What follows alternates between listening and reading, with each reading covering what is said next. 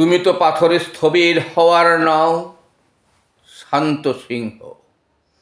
তিলোত্তমা, তুমি ক্রমাগত জেগেছিলে বলে ওরা দায়িত্ব নিল তোমাকে ঘুম পাড়িয়ে দেওয়ার, এবং বলপ্রয়োগ দ্বারা যে ঘুম ভূমিকম্পের মতো বিস্ফোরিত হয়ে উপরিতলকে দিয়ে গেল নাড়া। বিস্ফোরণের শব্দে জেগে উঠল গোটা সমাজ। কে নেই সেখানে? বৃদ্ধ বৃদ্ধা, প্রৌঢ় প্রৌঢ়া, যুবক যুবতী, এমনকি কিশোর কিশোরী, সবার কণ্ঠ একত্রিত হয়ে সামুদ্রিক গর্জন।